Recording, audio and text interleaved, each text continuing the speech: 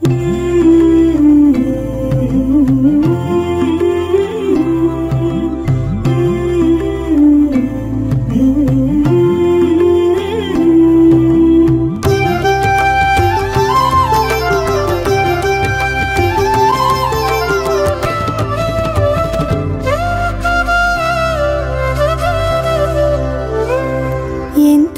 భాగ్యమయా గురుదర్శనం ఎంతటి భాగ్యమయా.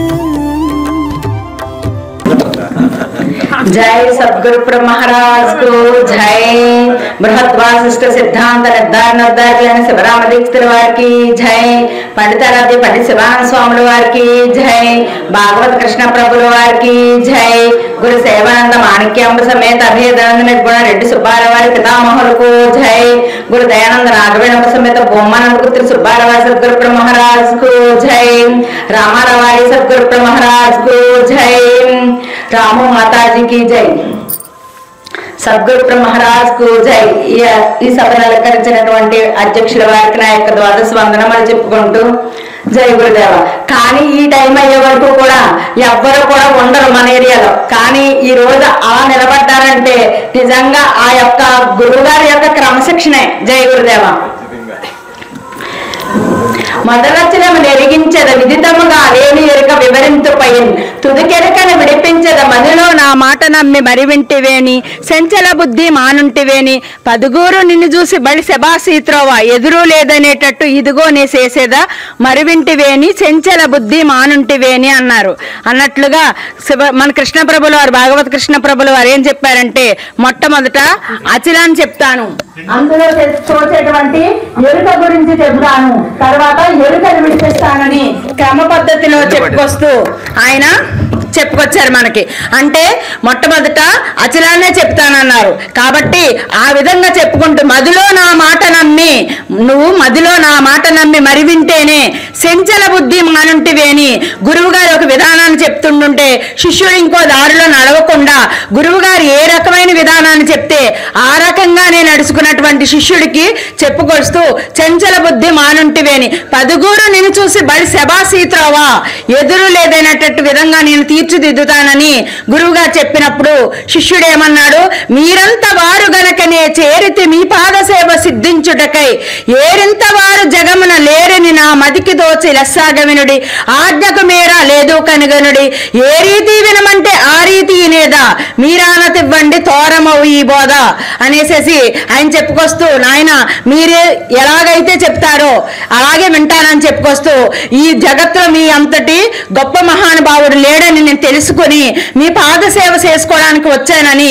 చెప్పుతో శిష్యుడు ఆయన తరింపజేయడం కోసం గురువు వెంట తిరిగి గుణహీనతను బాసి విమల బోధనెరిగి విమలగును మనసు నిలుపుకొనటే ఘనమగు శుశ్రూష మరుగులను తెలుపు గురువరేణ్యన్నగా అన్నట్లుగా చెప్పుకొస్తూ గురువు వెంట అంటే అంతరంగికంలో గురువు వెంట తిరుగుతూ బాహ్యంగా గురువు వెంట తిరుగుతూ ఆ యొక్క గుణహీనతను బాసుకుంటేనే ఈ యొక్క మనసు అనేటువంటిది నిలబడుతుంది. ఆ మనసు నిలబడితేనే కదా గురువు గారి యొక్క విధానం అంతా కూడా మనకు చెప్పేది. అప్పుడే కదా ఏది లేని బోధైనా లేని దాని గురించి అయినా ఉన్నదాని గురించి అయినా చెప్తే మనకి అత్తుకునేది. కాబట్టి పుట్టుట గిట్టుట లేకను పుట్టి గిట్టేటువంటి ఎరుక పూడమి ఎరుగకను చట్టవలె కదలకుండను బట్టవై ఇట్టి తిరిగి భావింపదగును ఎరుక లేక సేవింపదగును వట్టి ఆశల చేత పట్టుబడక ఈ గుట్టు దేశక నోట గట్టిగా తెలుసుక భావింపదగును ఎరుక లేక సేవింపదగును అన్నారు. పుట్టుట గిట్టుట లేకనంటే పుట్టి గిట్టుట లేనటువంటి దాని గురించి చెబుతాను, పుట్టి గిట్టుటని అనుకున్నదే ఆ ఎరుక గురించి కూడా నేను చెబుతానని చెబుతూ పరిపూర్ణంగా ఎరుక గురించి జై గురుదేవ. పుట్టుట గిట్టుట లేకను పుట్టి గిట్టేటువంటి ఎరుక పూడమి ఎరుగకను చట్టవలే కదలకుండాను బట్టబయలు ఇట్టి జరిగి భావింపదగును అన్నారు. బట్టబయలు అంటే ఒక బండరాయి అని చెప్పలేదు, ఉపమానంగా చెబుతూ బండరాయి మీద నీళ్లు వెళ్ళినా ఎండ తగిలినా దానికి ఏ రకంగా అయితే తెలియకుండా దాన్ని ఏది అంటకుండా ఏ రకంగా అయితే ఉన్నట్టుగా ఉందో ఆ రకంగా ఉంటది అని ఆయన ఉపమాన ఉపమేయాలతో అంటే అచిన్న లక్షణాలన్నీ కూడా ఉపమాన ఉపమేయాలతో చెప్పుకొస్తూ శిష్యుని లేక చేయడానికి ఎన్నో మార్గాలుగా తొలకారు మెరుపు కైవడి అన్నారు. తొలకరి వర్షాల గురించి ఎన్నో రకంగా ఉపమాన ఉపమేయాలతో చెప్పుకొస్తూ శిష్యుడిని లేఖ చేస్తూ ఆయన పరిపూర్ణ బోధన చెప్పారు. కాబట్టి అలాంటి వాళ్ళకి నిజంగా గురువు వెంట తిరిగేటువంటి వాళ్ళకి నిజంగా ఈ టైం అయినప్పటికీ కూడా అందరూ కూడా ఎంతో శ్రద్ధగా కూర్చున్నారంటే జై సద్గురు మహారాజ్ కి జై. ఈ అవకాశం ఇచ్చినటువంటి అధ్యక్షుల వారికి నా యొక్క ద్వాదశ వందనములు. జై గురుదేవ. అమ్మాయి బలేశ్వర మండలి ఎక్స్ప్రెస్ లాగా ఇది 3వ అధ్యాయంలో అచల లక్షణంలో మొదటి కందార్థం. కందార్థం మన ఇష్టం వచ్చినట్టు అనడం కాదమ్మా. మా గురువు అంటుంటే ఆయన దగ్గర అది పనిగా నేర్చుకోవడం. ఇప్పుడు ఎట్లా అనాలంటే మొదట పద్యం, తర్వాత రాగం, తర్వాత దరువు వస్తుంది. ఆ కందార్థం ఎట్లా? పుట్టుట గిట్టుట లేకను పుట్టే గిట్టేటి ఎరుక పోడి మెరుగకన్ చట్టువలే కదలకుండు. ఎవరా నువ్వు?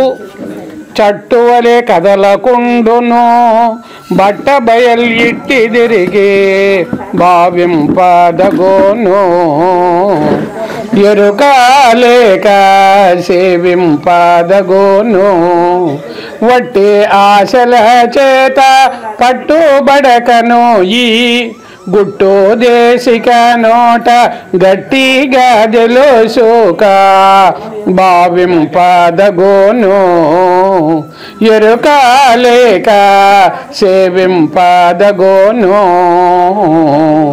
ఇది కందార్థం. గురువు దగ్గర నేర్చుకోనంటే నువ్వు ఎక్కడ ఒక్క పొల్లు పోకుండా ఎత్తుగడలు దింపుగడలు నిదానంగా తొందరగా పోవాలా అని ఆ తొందర వస్తుంది. అయితే అమ్మ మంచిది తల్లి, మంచిది. అయితే అనడం బాగానే ఉంది. అన్నదాన్ని గురువు దగ్గర మనం ఏ మహనీయుల ద్వారాగా ఏ మాట వస్తుందో మనం ఏం తెలుసుకోవాలనో ఈ అవకాశం మళ్ళా రాదు కదా.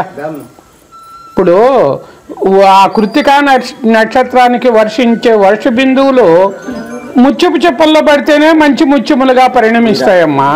ఈ అవకాశం ఇప్పుడు ఎంత ఖర్చు పెడితే ఈ కార్యం అవుతుంది. కనీసం 1 నెల 2 నెలల ముందు నుంచి కూడా ఎంత ప్రయత్నం చేస్తే ఇదంతా రంగులు వేయించడం, వచ్చే వాళ్ళకి ఏం కావాలన్నా, ఏం చూడాలన్నా, ఎవరిని పిలవాలన్నా, ఎలా చేయాలన్నా ఎంత ఆలోచనలో చేస్తే ఈ కార్యం అవుతుందో చూడు. కార్యకర్తకి మనం ఏమిస్తున్నాం? వాళ్ళకి కార్యానికి హాజరయ్యి ఆమెను తృప్తిపరిచి ఆమె సెలవు ఇచ్చిన తర్వాత మనం పోతే చాలు. ఏం కావాలా? ఆమెను సంతోషపరిచి మనము సంతోషపడి ఆమె సెలవు ఇచ్చిన తర్వాత బయలుదేరితే ఆనందమే. అటు కాకుండా అందరం పోవాలంటే వాళ్ళకి పువ్వు చేతిలో పెట్టాలన్నా పండు చేతిలో పెట్టాలన్నా అనేది కూడా ఆమెకి కూడా తహతహలవుతుంటుంది కదా అందరికీ కూడాను. అట్లాంటి మాట వినేవాళ్ళకి కూడా శ్రద్ధగా వినేటప్పుడు మధ్యలో ఒకరు అడ్డం దూరితే చాలా చెప్పేవాళ్ళు చెప్పలేరు, వినేవాళ్ళు కూడా అది ఏం విన్నామని కూడా అనలేరు. ఇందాక మా నాన్నగారు నేను ఒక పద్యం చెప్తాను మీరు ఏనండి అనండి అంటే అది ఏం చెప్పాడో ఆయనకేమన్నా ఎరుకేమో కానీ మనకు అసలు ఏది తెలియకపోయా. ఇందాక మన కృష్ణమూర్తి అన్నగారు టక అనేసాడమ్మా. అట్లా టక అనేస్తే ఆయన ఏమన్నాడో మనం ఏమి విన్నామో 2 తెలుస్తున్నాయంటమ్మా, తెలియదు. మా ప్రక్కన ఇట్లా ఉండరు అన్నారు. ఇదిగో ఈ బాబు సాక్ష్యం. ఇక్కడ ఉండే వాళ్ళల్లో ద్వారపుల్లో మన నామాలు సత్యనారాయణ స్వామి కార్యక్రమాలకి మాఘమాసంలో ఆ రోజు సప్తమి రోజు కార్యక్రమాలకి పొగులు నడిచింది కాక రాత్రి ఫుల్గా 300 మంది ఉన్నారు సభ. ఆడైతేమి జొన్నవాళ్ళు అయితే అప్పుడు 300 మందికి రాత్రికి నేనే నడిపించే అధ్యక్షత. ఈ బాబు ఏమన్నాడు తెలుసామా? పొగులు సభ గల్లంతులయ్యింది కదా, రాత్రి చలికాలంలో మంచు కాలంలో మాఘమాసంలో ఈ జనమంతా కదలకుండా ఉండారంటే నాకు నిన్ను చూస్తే ఒక ఆశ్చర్యంగా ఆనందంగా ఉందమ్మా. అయినా మీరు నెల్లూరు వాళ్ళు కదా, నాకు నువ్వేమనుకోకుంటే ఒక మాట అంటాను. నెల్లూరు పాట వస్తుంది కదమ్మా, నెల్లూరు నిరజాన అని ఆ మాట అన్నాడు. సరే బయటారా అన్న దగ్గరకి. నా దృష్టిలో అసలు లోకమే అణువులాగా కనపడుతుంది. దగ్గరకు వచ్చారు. అయ్యా ఇటు పట్టుకో, ఈ చెయ్యి ఇటు ఇచ్చి ఇటు కొలత వేసుకో, నీ చేత్తో నువ్వే కొలత వేసుకో అన్న. కొలత వేసుకుంటే ఎంత వస్తుందమ్మా? ఇటు కొలత వేసుకోండి, మీ చెయ్యి మీరు కొలత వేసుకోండి అయ్యా. ఇటు కొలత వేసుకుంటే ఎంత వస్తుంది? జానే కదా. మళ్ళీ ఆడి నుంచి మళ్ళీ ఇక్కడికి జాన వచ్చిన తర్వాత ఇక్కడ కొలతేయండి, మళ్ళీ ఇక్కడ కొలతేయండి, అప్పుడు ఇట్లా కొలతేయండి, ఇట్లేయండి, ఇట్లేయండి, ఇట్టేసుకోండి పొట్టకి, జానడు పొట్ట కోసం అని అంటారు అనరా.